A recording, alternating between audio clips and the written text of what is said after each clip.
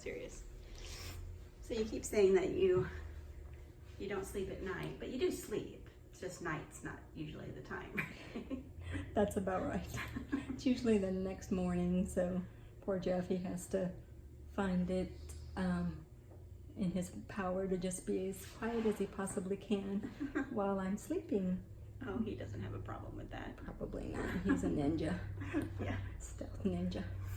So you did have a pretty unique experience a couple of months ago with the whole Parkland thing. I posted a video of you giving your pre-video interview.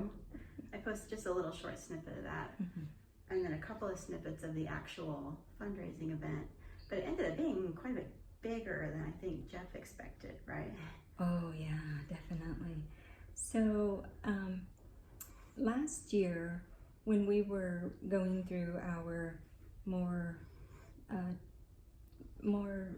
financially straining times, I'll say, Parkland Financial, and part of it was because we didn't have health insurance, so that was on us. And the DR expected full payment up front. And exactly, the DR expected full payment, so we pretty much went through everything we could and liquidated everything we had to in order to get out of the DR as quickly as we could to get me back to the States for proper health care. And not that the DR did not give me proper health care. Come to find out, they actually had been given very good health care. There was nothing determined that I was missing. I think it was more of the fact that we weren't sure because of the 2 languages. So anyhow, so along with being admitted in the Parkland Hospital, which is a county hospital here in Dallas, I was accepted to what they call financial family plan, Parkland Financial Family Plan. And with that, there is an organization that will go out and do fundraisers and collect donations in order to purchase equipment needed by families who would have a hard time getting equipment on their own. For instance, not having insurance or not having funds available to them in order to buy equipment. Excuse me, some of this equipment would be Example of the spasms that you were right, talking yeah, about. yeah. By the way, I'm having a couple of spasms, so bear with me if you see me jerking a little bit. Some examples of the equipment could be a wheelchair, or maybe a bed, a hospital bed, or sometimes it's just bathroom equipment. It just kind of varies on the patient and themselves. So whenever I was getting closer to my discharge date at Parkland, the financial plan organization and my therapist group approached me and asked if I would be interested in speaking at one of their fundraising events. And I was like, I will do whatever you need, just let me know. I'm gonna do whatever you want to, because what Jeff and I had been hearing and had been being told by my therapist was that the organization was planning on fitting me for everything that I needed in order to go home. I cannot tell you how blessed this made us feel, how blessed we are, how blessed we were at the time, because honestly, we would have been looking at garage sales, we would have been looking at thrift stores, we would have been looking everywhere. Most people that just didn't have, insurance to cover a lot of this stuff for them. So they covered my wheelchair, the very expensive cushion that sits on my wheelchair that's supposed to help prevent pressure wounds, a hospital bed, and a Hoyer, which helps lift me in and out of either the chair or the bed when needed. And Oh, that was what was sitting in the bathroom. I got a little bit on the video. oh, you got on the video, the Hoyer, okay, Yeah. the white machine in there, It's yes. like a hydraulic lift with a kind of a sling that lifts you up out of the bed and Correct. the chair, etc. Yes, correct, it is. It's a hydraulically, this one's a hydraulic one. They do have some that are automatic, it's Like just push, electrical. electric, thank you. And, but they still use a sling that is positioned under you and basically lifts you like in a sitting position and then puts you into either your chair, takes you out of your chair, or puts you into your, or takes you out of your bed. So again, this equipment was thousands of dollars worth of equipment, and we wouldn't have found a Hoyer at a garage sale. There would have been special places that we would have had to look for used medical equipment, and used medical equipment does not go for cheap. So we still would have been hard pressed to be able to get our hands on the funds fast enough in order to meet my discharge date. So that was what the organization did, is they supplied all of the equipment that I needed in order for me to go home on my scheduled discharge date.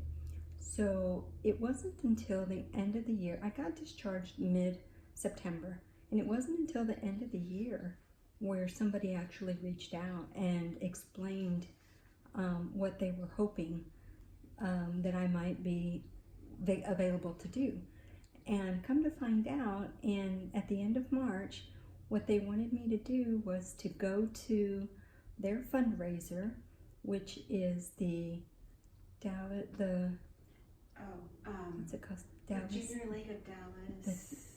The Junior League of Dallas, and this is primarily the members are primarily women in the Dallas community who are looking for opportunities to donate their money, and the majority of them stick with the same organization because they have found that this organization has been very beneficial, and it's been just a blessing for so many different patients of the Parkland hospitals.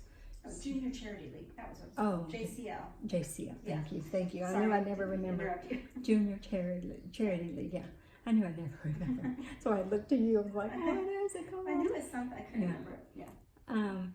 Anyhow, so the end of March, I attended this fundraiser, and we knew that there were going to be tables and there was going to be a luncheon, and we knew there was also going to be some giveaways as well as raffles and things of that nature. So when we went, it was like, okay, this ought to be fun. And I had asked for a few tickets so that my mother and my sister and Shelly and my husband could go. So I'd asked for 5 tickets total to include myself. And they were like, no problem, we'll be happy to do that. And when we get there, it is the most noise we had ever expected to hear. It was It was just, like a giant wedding reception. yeah. And Jeff was the only guy. I think he was. I think Jeff was the only guy dressed in a suit. Well, And- I guess and the not a MC tux. And a couple Yeah. of the He wasn't dressed in a serving tux or yeah, whatever. That's true. Yeah. But he was the only one sitting, I guess eating a meal, Oh yeah. That's true. participating in that part of it. But, so it was so noisy. There were so many people. Maybe what, 300? There was at least 300 people that were there, primarily women, but nonetheless 300 people. I had no idea. And I was the only speaker. I was the guest of honor and the only speaker, because there were other people talking about different things about the fundraiser, but as far as a speaker for the actual occasion, it was just myself. So it was Oh my word. It was so wonderful to be able to sit there on stage with my occupational therapist, Ashley, She's so and I was able to go into different detail as to the different types of therapy that they gave me, as well as the attention that they poured on me. And it wasn't even just the therapists, it was also the nurses and the doctors and the what are they called? The nurse aides and everything. patient care. Yeah, PC, the PCAs. Yeah, PCA. yeah, patient care associates or Assistant. yeah. So we were just so blessed because that was They one treated of, you like a princess. they and did. Sent you home with big flower arrangements and all kinds of baked goodies and stuff. Because it was a bake sale. That's right. I bought cookies, and I think your sister won Uh-huh. bingo. Yeah, she won a $500 pot bingo. And then me Which and your was mom awesome. won because we were sitting next to her. That's true. Yeah, it was such an amazing event.